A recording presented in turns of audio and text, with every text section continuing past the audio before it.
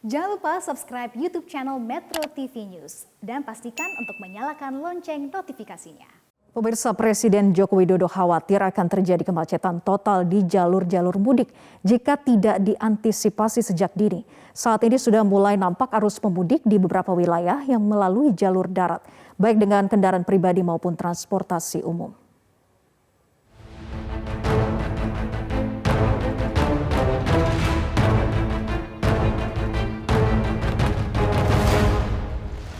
Pemudik sudah mulai berdatangan ke Terminal Lintas Lebak Bulus di Kebayoran Lama, Jakarta Selatan.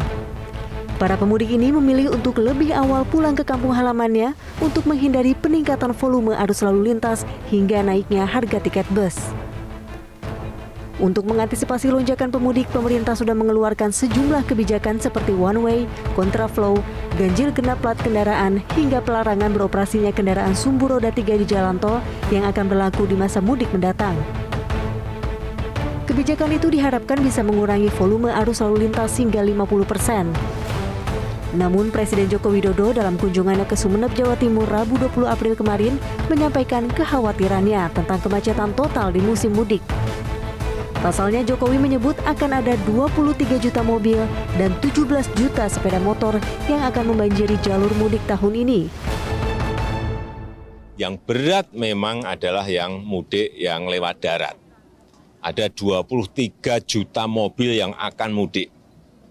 Akan ada 17 juta sepeda motor yang akan mudik. Ya, angka-angka ini bukan angka-angka yang kecil. Sehingga saya ingatkan sudah 3 kali kita rataskan untuk manajemen lalu lintas, manajemen trafiknya betul-betul disiapkan. Karena yang saya takutkan di tanggal 28, 29, 30 itu akan macet total.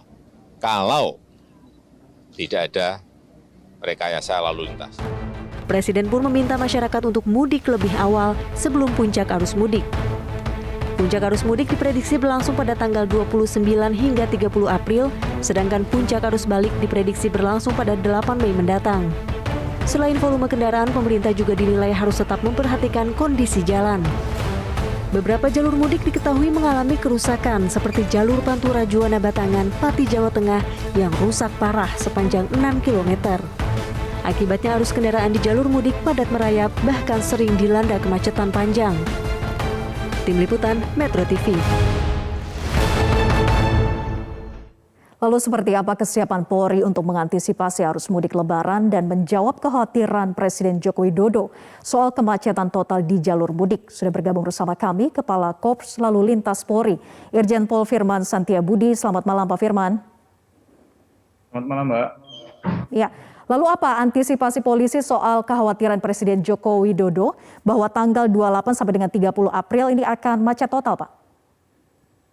Terima kasih. Tentunya beliau selaku pimpinan negara sangat menghitung tentang kesulitan yang akan dihadapi oleh para pemudik tahun ini. Karena 2 tahun tidak ada kesempatan untuk mudik, tahun ini diberikan kesempatan untuk bertemu keluarga. Kami selaku petugas yang ada di lapangan tentunya akan terus mengupayakan setelah kami melaksanakan beberapa diskusi, beberapa survei-survei. Kami memang harus melakukan intervensi-intervensi yang kami sebut juga dengan rekayasa lalu lintas.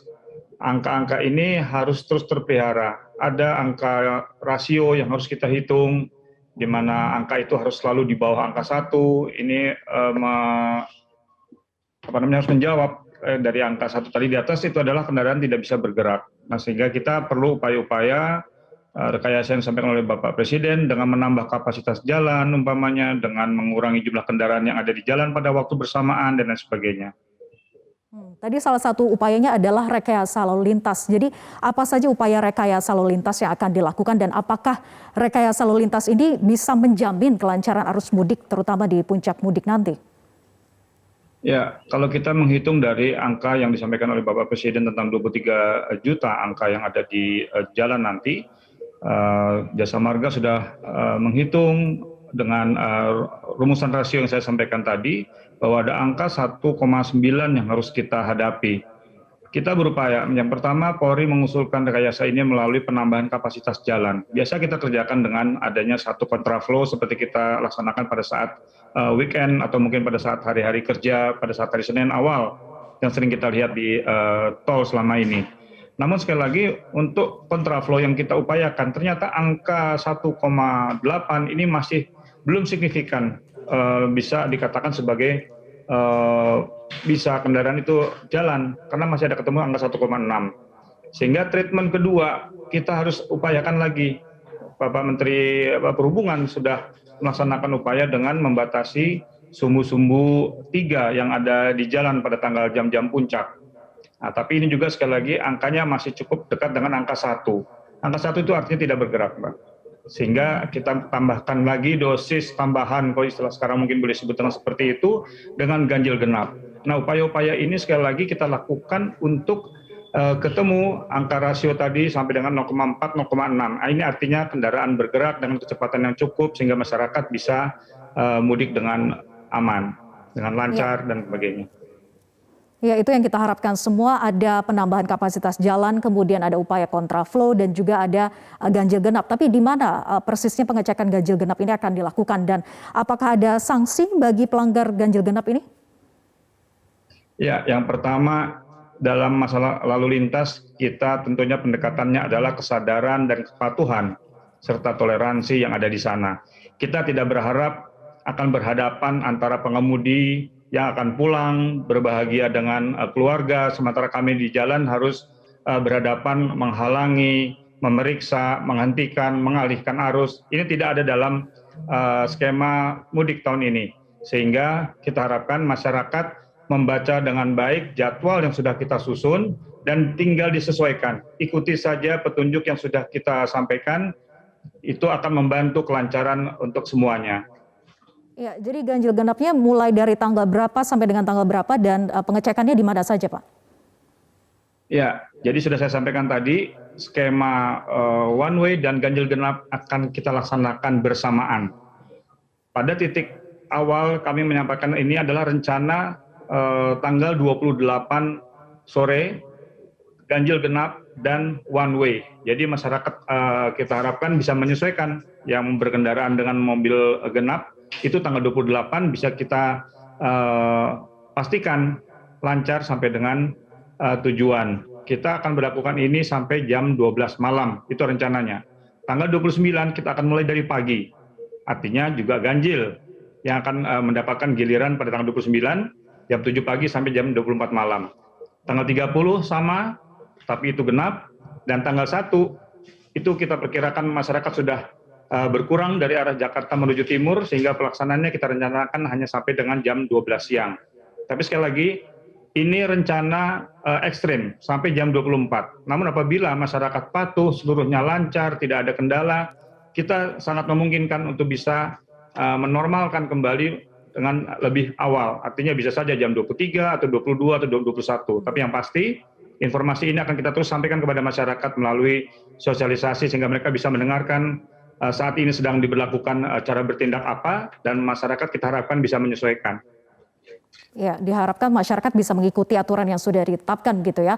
Tapi titik mana saja sebetulnya yang diprediksi akan terjadi kemacetan parah, Pak Firman?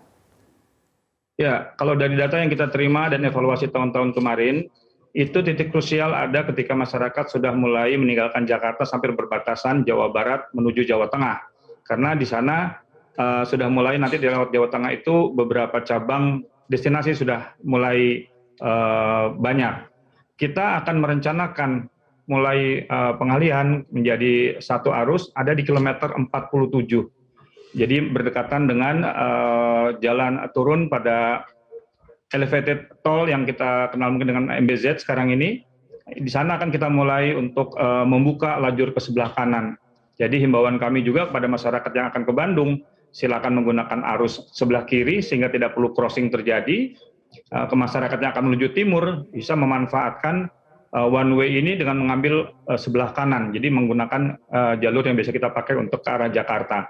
Jangan khawatir tentang rest area, karena rest area yang berada di sebelah kanan juga kita manfaatkan untuk mereka yang akan menuju ke timur. Di sana ada pom bensin yang sama, kemudian ada toilet yang sama. Yang penting masyarakat bisa sama-sama menikmati fasilitas, tapi juga ada ketentuan. Jangan terlalu lama di rest area karena yang lain juga mungkin akan menggunakan. 30 menit cukup, silakan berangkat lagi, semoga sampai di tujuan. Begitu.